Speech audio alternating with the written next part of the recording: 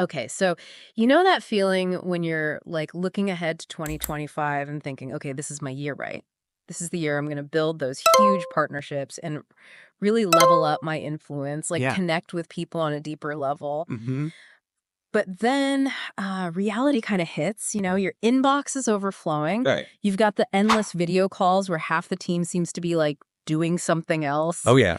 And you're just thinking like, how do I forge these genuine connections online? It feels like I'm shouting into the void sometimes. Absolutely. Like my emails disappear, Right. So- teams feel distant and Yeah. networking events. Oh, yeah. I don't know. The ROI can be questionable. It can be tough. Yeah. Have you ever felt that? Oh, absolutely. Yeah. And that's exactly why we're diving deep today into this source of timeless wisdom. Mhm. I think you're going to love it. Yeah. It's Dale Carnegie's How to Win Friends and Influence People. Oh, yeah. A classic. It is a classic. Now, some people might think like, okay, a book from the 1930s. How could that possibly be relevant in 2025? Yeah.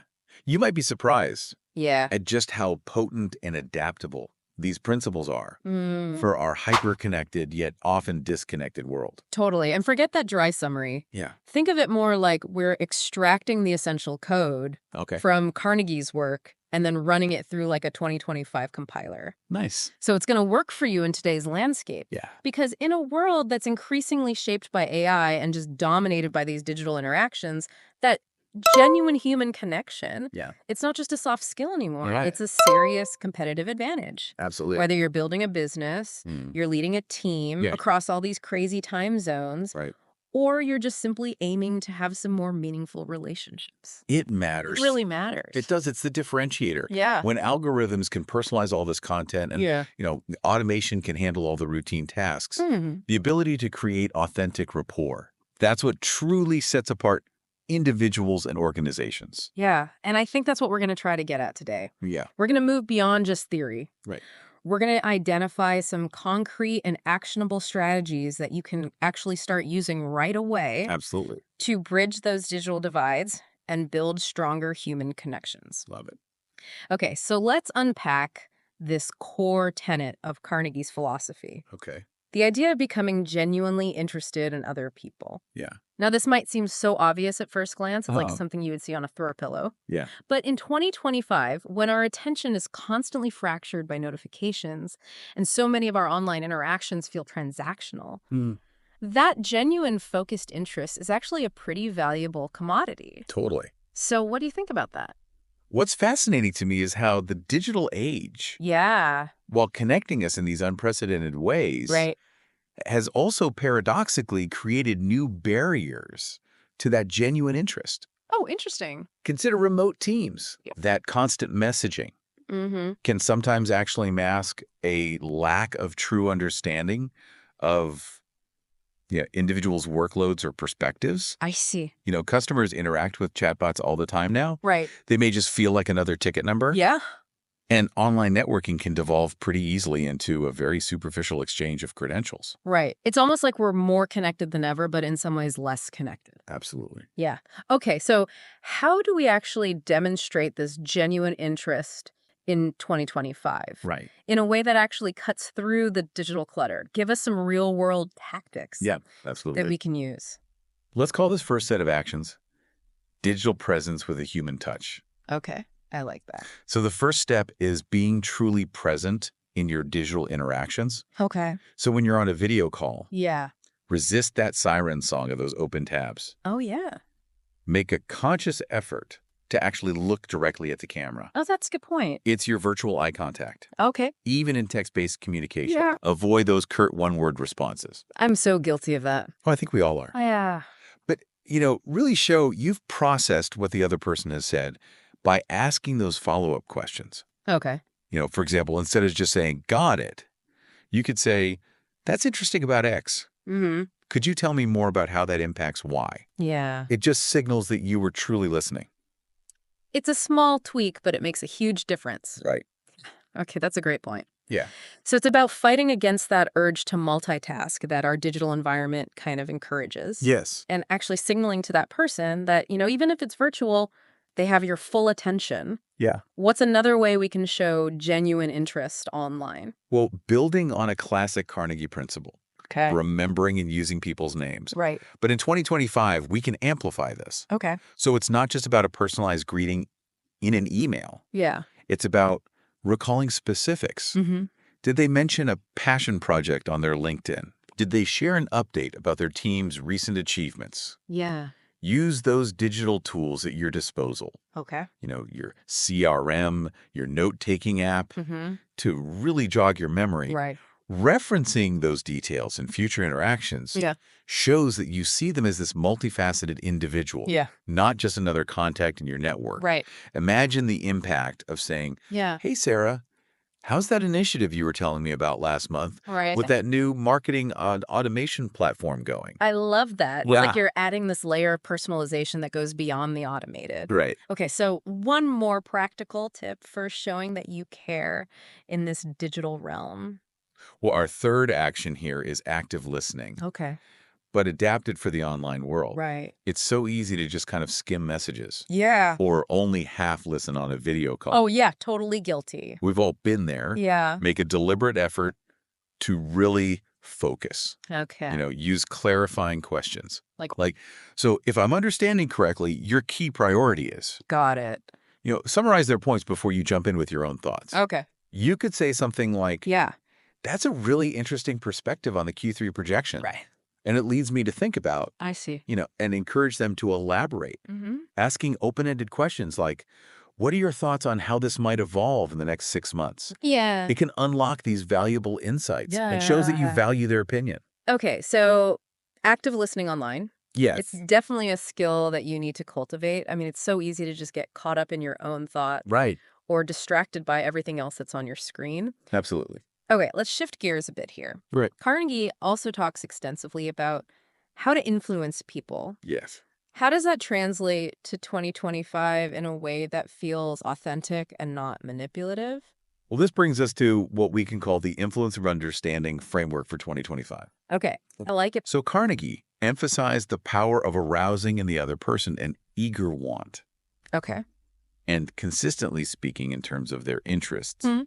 The crucial update for our time is to ground this in genuine empathy. Okay. It's about truly understanding their goals, their pain points, Yeah, their aspirations, even before you think about your own agenda. that's a good point. Yeah. Okay, so why is this empathetic approach to influence so important in 2025? Because we're living in this age of information overload and just unprecedented choice. Right. Potential clients, collaborators, Yeah. even team members are bombarded with options in these competing narratives. That's true. AI can generate persuasive copy, Mm-hmm.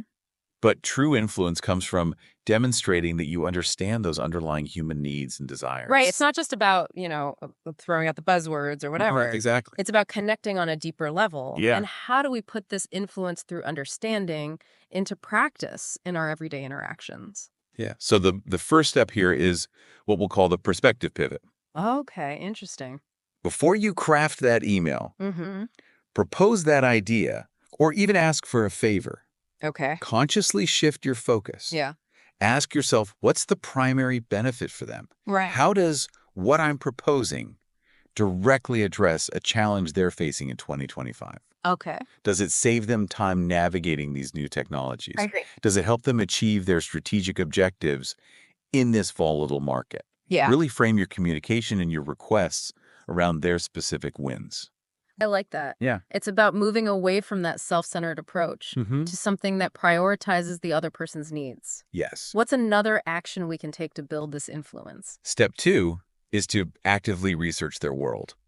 Okay. So this goes beyond just a quick glance at their social media. Yeah. What are the key trends impacting their industry in 2025? Right. What are their company's publicly stated goals? What are the major discussions happening in their professional networks? So do your homework? Yeah, utilize those online resources, industry reports, Okay. even news aggregators Yeah. to get that deeper context. Mm-hmm. Then when you communicate, you can tailor your message Right. to their specific circumstances Right. and demonstrate that you've done your homework.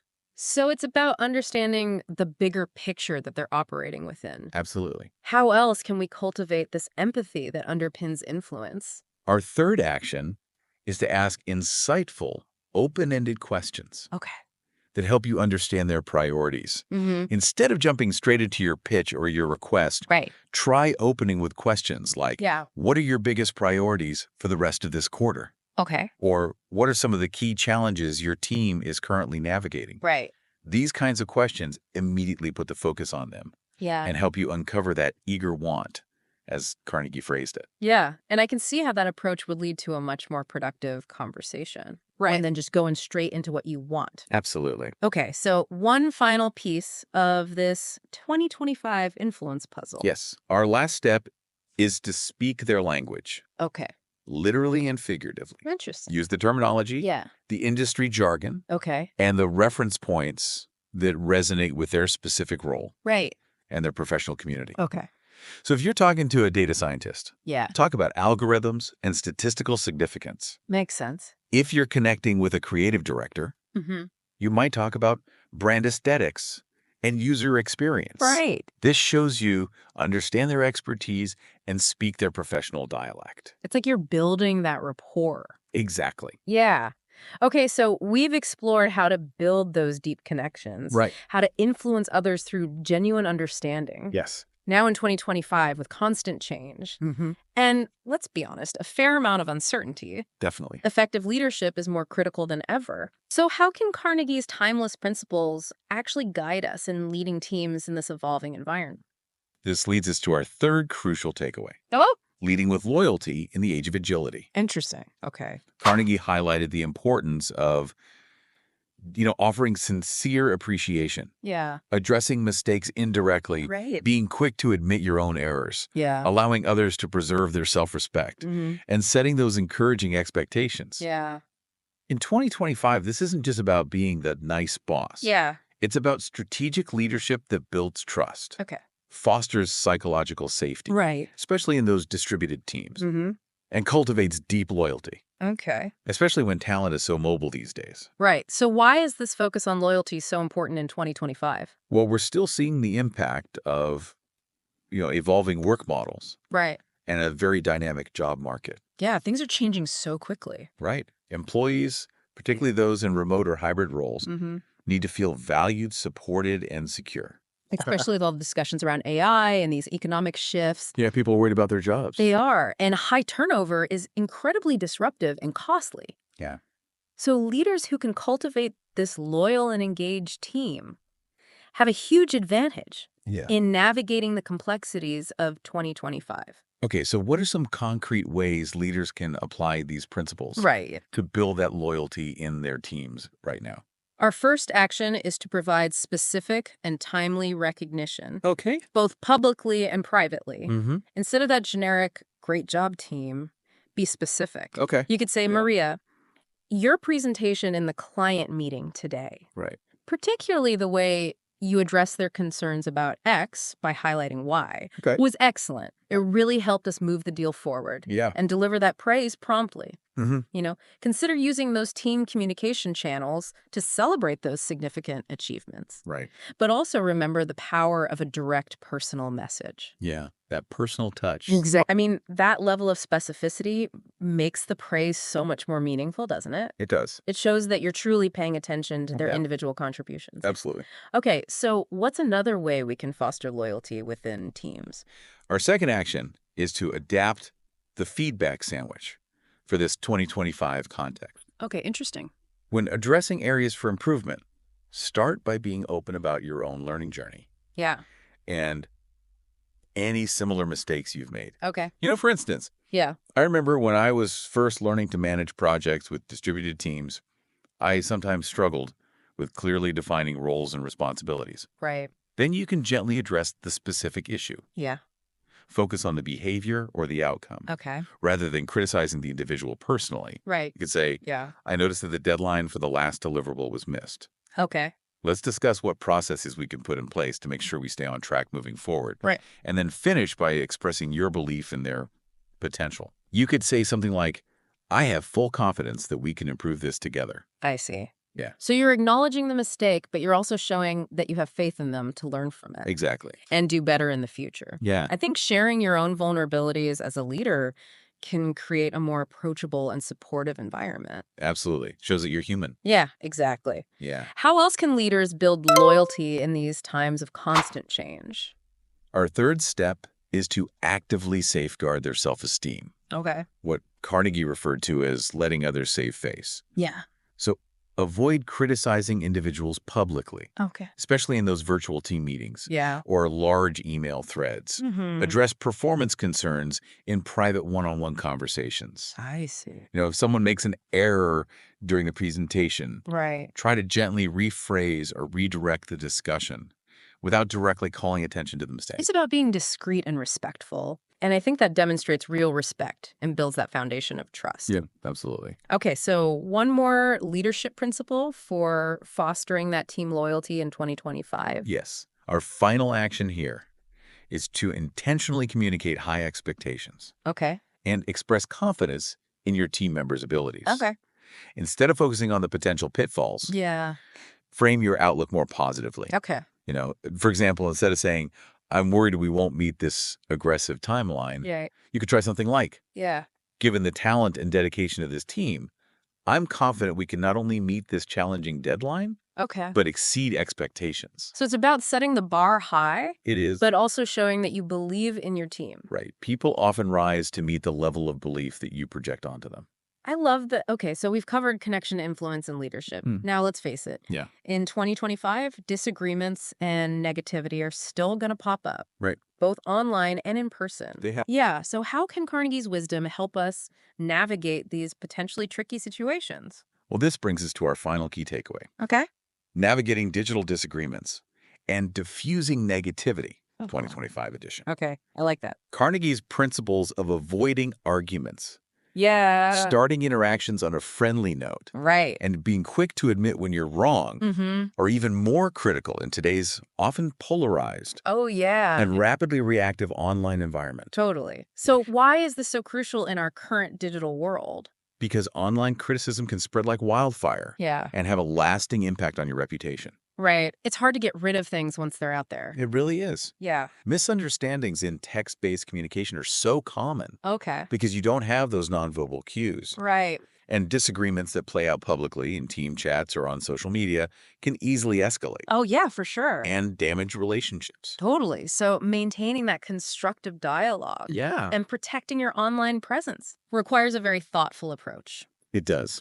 Okay, so what are some practical steps that we can take Okay. to navigate these disagreements and negativity more effectively in 2025? Yeah, so the first action is to prioritize understanding over winning the argument. Okay. When you encounter a disagreement, whether it's a critical comment online or a challenging email, resist that urge to immediately defend yourself or counterattack. Okay. Instead, ask clarifying questions. Such as? Could you elaborate on what specifically concerns you about this? Okay. Or help me understand your reasoning behind that perspective. Yeah. Your initial goal should be to find that common ground, Okay. even if it seems small. So de-escalate the situation. Right. Try to see where they're coming from. Absolutely. Yeah, that makes so much sense. Yeah. I mean, it immediately kind of takes the heat out of the situation Right. and it opens the door for a more productive conversation. Exactly. What's the next step when dealing with that online or offline conflict? Step 2 is to be swift and sincere in your apologies. Okay. If you are wrong, even partially, Yeah. do it quickly and without making excuses. A simple, you're absolutely right, I overlooked that aspect. My apologies can be incredibly disarming Yeah. and build so much trust, Right. especially online, where those misunderstandings can quickly spiral. Yeah, it's so easy to misinterpret things online. It really is. Yeah, so that immediate ownership Yeah, can shift the dynamic from adversarial Yeah. to collaborative. totally. What's another effective tactic for dealing with negativity? Our third action is to find points of agreement. Okay. Even if you disagree on the main issue, the yes and approach. I've heard of that. Yeah. Okay. Acknowledge the validity of their perspective Right. on the points where you do concur Okay. before you gently introduce your differing viewpoint. Okay, so for example. Yes, I agree that clear communication is essential for this project. Oh. And I also believe that implementing your suggestion could further enhance that clarity. So you're validating their input Exactly. before you offer an alternative. Yeah. Okay, I like that. Yeah. That's a really good way to acknowledge their point Right. while still moving the conversation forward. Mm-hmm. Okay, one final tip for handling disagreement effectively in 2025. Yes. Yeah. If a discussion starts to become heated or unproductive Yeah, in a public digital space like a social media thread right. or a team-wide chat, suggest moving it to a private channel Okay. or a direct phone call. Yeah, get offline. Right. You could say something like, Yeah. this is an important point, and to make sure we can discuss it fully, perhaps we could take this offline Yeah. for a more in-depth conversation. Yeah, I like that. Taking it offline allows for a more nuanced and less confrontational exchange. It takes the pressure off. Right. Okay, so this has been a really insightful deep dive into Dale Carnegie's principles It has. and how we can apply them in this crazy world of 2025. It's a different world. Yeah, it is. So to sum up, what's the core message that we should all be taking away from this discussion? I think the central theme is the power of genuinely focusing on others. Okay. In our increasingly digital and automated world, Yeah. the ability to connect, Right. understand, and Yeah. value the human element. The human touch. Yes. It's not just a nice to have. Yeah. It's a fundamental skill. It's essential. Yeah, for success and fulfillment. Okay, so the ultimate takeaway for you, our listener, Yes, as you're navigating the complexities of 2025. it's about shifting from simply broadcasting your message Okay. to truly connecting with individuals. Mm-hmm. It's about consciously striving to see the world through their eyes, Okay. to communicate in ways that resonate with their needs and interests. Yeah. And above all, Yeah. to make them feel genuinely seen and valued. I love that. Mm. That's the foundation for building those strong relationships, Mm-hmm. fostering trust, inspiring action, Yes, and leading effectively in the years to come. absolutely. Okay. That's a powerful thought to carry with us. It is. So as you're considering everything that we've talked about today, Yeah. ask yourself this. Mm-hmm. What is one small intentional shift that you can make in your approach to connection Right. in the coming days and weeks? Yeah. How might that single adjustment ripple outwards, Right. positively impacting both your professional and your personal life? I love that. Take a moment to think about that. Yeah. And maybe revisit Dale Carnegie's How to Win Friends and Influence People. It's a classic. It is, with this fresh 2025 perspective. Yeah. You just might discover even more timeless wisdom waiting to be unlocked. You never know. Okay, that's all the time we have for today. Thanks for having me. Thanks for joining us.